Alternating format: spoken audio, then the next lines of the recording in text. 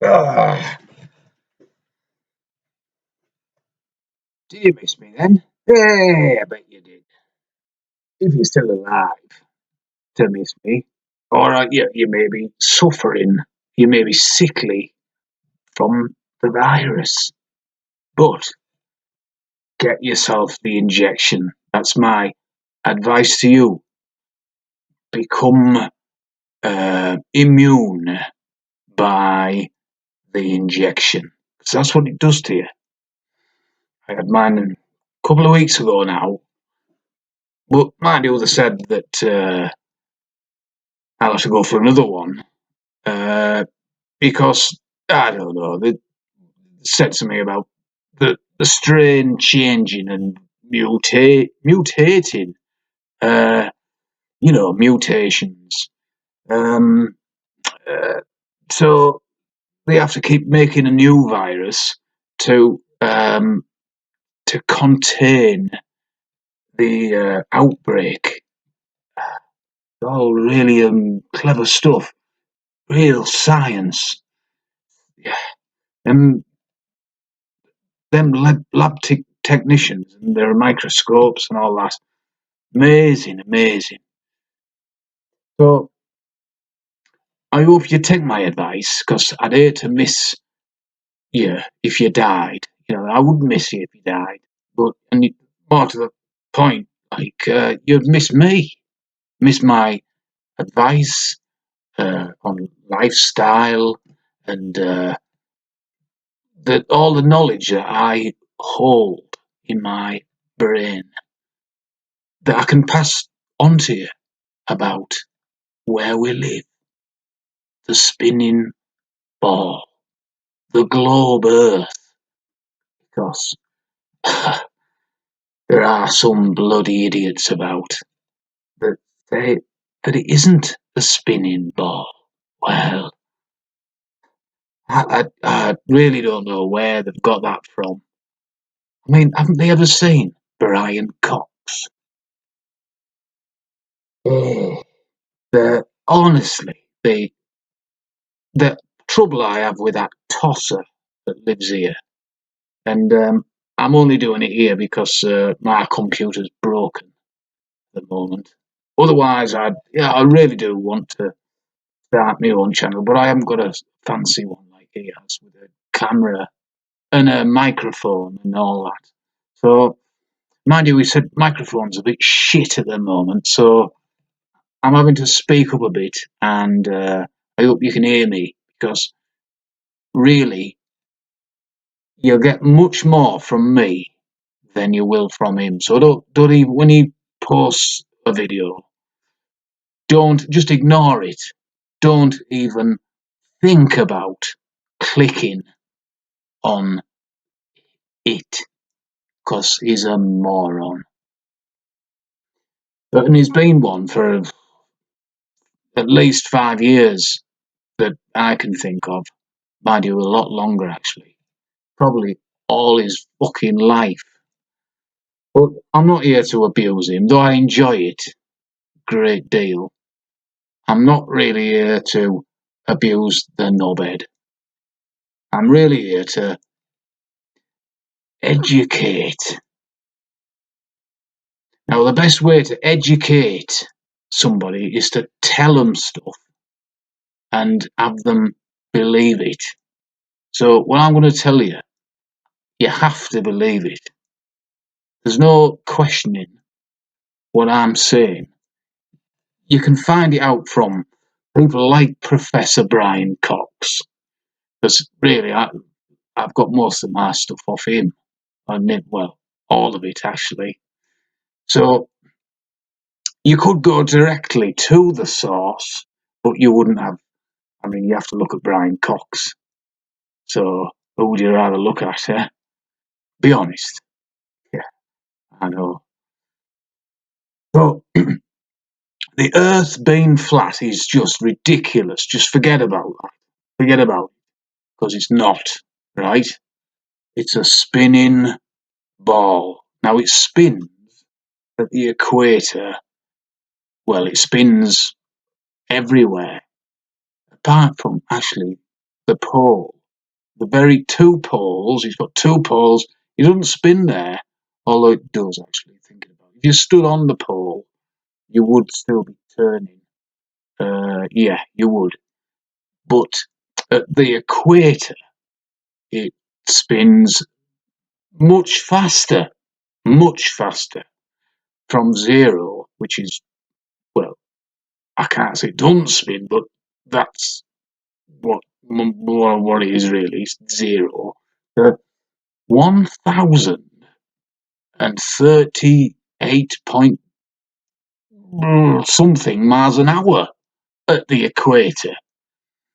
Yet you wouldn't know. You wouldn't know it is spinning. It's amazing, isn't it? Amazing. The stuff you can learn from me. So if you were at the pole and then you went to the equator in like one of them transporter machines that I'm sure they've got somewhere in the secret laboratory somewhere, just like a time machine. They've certainly got that. I know they've got that. So you wouldn't feel any different. You wouldn't know any different. I mean, you'd be bloody hot and then bloody cold. That's, goes without saying, but you wouldn't feel the spin at either of the places. So it's amazing, isn't it? Amazing, the world. The Earth is the spinning ball Earth is an amazing place. It's breathtaking. So there's one fact for you that you have to believe, because why shouldn't you? I mean, come on, why shouldn't you? And the best way to find out that the world is a spinning ball is to look up in the sky. Look at the planets, the other planets, and I've talked a lot about them in the past. The other planets and the stars. The stars. They're amazing. They're amazing, them stars. They're bloody amazing. The way that they're all different distances from the Earth. Every one of them. And there are millions, if not more than that. And they're all different distances. Some are light years, and some are even more light years. Some are hundreds of light years, and some are 2 or 3 light years away. I may be not exaggerating, the opposite to exaggerating. I may be sort of, what's the opposite to exaggerating? I don't know. I don't think I've ever done it before, so I don't know. But some of those planets, no, not planets, stars, are actually galaxies. Galaxies. We live in a galaxy. And I'm not talking about confectionery. We live in a galaxy, which is an amazing place. It's a cluster of stars. Now, these stars all are in one place, kind of thing, and there's loads of them, but they're not really that close together because, well, they're not that close in comparison to another galaxy, which is a lot further away to the galaxy that we live in, and the stars in our galaxy that we can see. Sorry, I've still got a little bit of, from the, So some of these galaxies that you look at in the sky and you think of stars, well, they are lots of light years, hundreds of light years, if not thousands of light years away. Now, I don't really understand what a light year is, why they call it that, really. Something to do with the amount of time it takes light to travel across a distance. So if I was on one of those galaxies, say a planet that lives in a galaxy, that is there, and I turned my torch on, and I shined it at your face, it would take that many light years to get to Earth or something like that. But you'd see it because you can see, obviously, you can see light. Doesn't matter how far away it is, you're going to see it. Because, they are a long way away. They're bloody amazing. A long way away, but you can still see it. Now, the, the, the reason that you can tell that we're living on a spinning ball by looking up there is because none of the stars change their positions. They all remain the same distance from each other all the time. And that means that that we uh, that we're living on a spinning ball, obviously. It's obvious, isn't it, really? Another good way is to look at the sun and the moon. Sun is the one that's really light and hot. You get heat from it, and the moon is the one that it isn't really. It's light sometimes. Uh, Sometimes you can hardly see it actually. But the thing is, they're moving. No, the moon's moving around us, and the sun. We're moving around the sun. You can see that. It's really obvious when you look at them to see the difference. Just look at the way they move. They're totally different. And you can tell that we're living on a spinning ball because of that. That alone will do me. But I'm able to take in this information and process it in a way that tosser that lives here just obviously can't. But I know I've thanked Brian Cox a lot for that. Plus me education. I mean, I went to school and I listened and I made notes. And so I consider myself an educated man.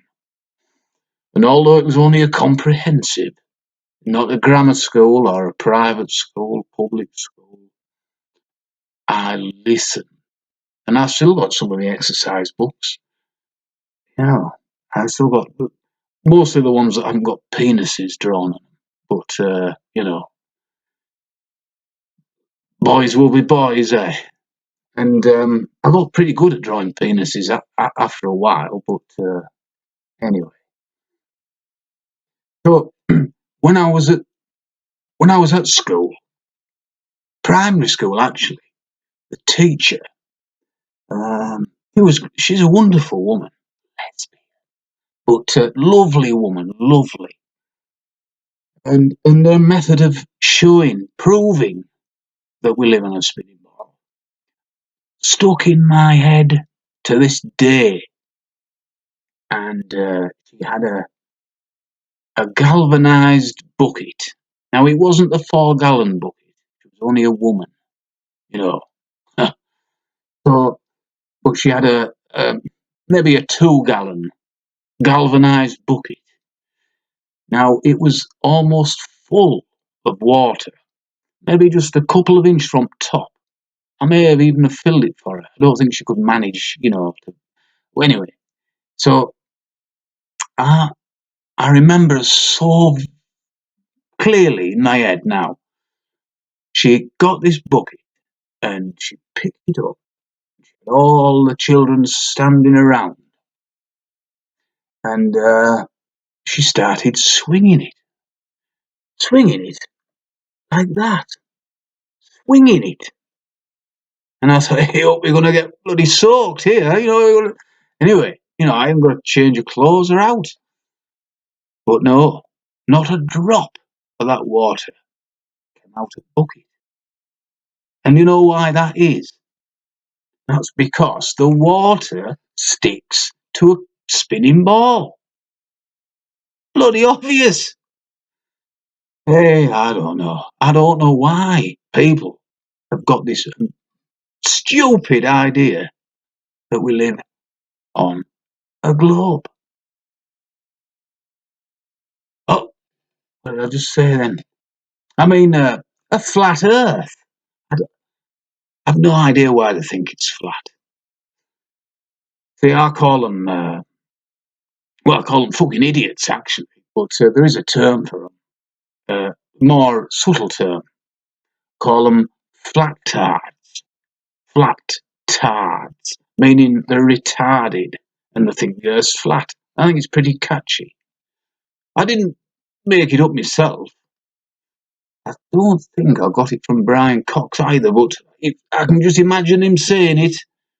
Flat-tards. And flat-tards, blah, blah, blah, blah. Flat-tards. Yeah, I can, you may even write a song about it. Things can only get flatter. Something like that. Can you remember that? That's great. I think I bought that single. And I remember Tony Blair liked it. I wasn't much of a fan of him, but loved the way that they used that as their sort of rallying cry. Things can only get better. And they are doing, aren't they? They're much better now than they were 20 years ago. Much better now. Yeah. I mean, people are more focused. You can see them, they're more focused on the mobile phones than ever before. Anyway, I bet you're getting fucking sick of this, aren't you? So I better go. Because, I've got to get home. And it's working morning. Oh, am I kidding? I'm not working. Nobody will get in taxi with me, even though I'm wearing my mask. I don't. Nobody's using any public transport without wearing a mask. And they won't get in a taxi. They won't. You won't see a tourist. There's none of that trade. That's all gone. And that was the majority of my trade. So I've just had to, I've had to sign on. A proud man like me having to beg from the state. Hey, anyway, things can only get better. Ta-da.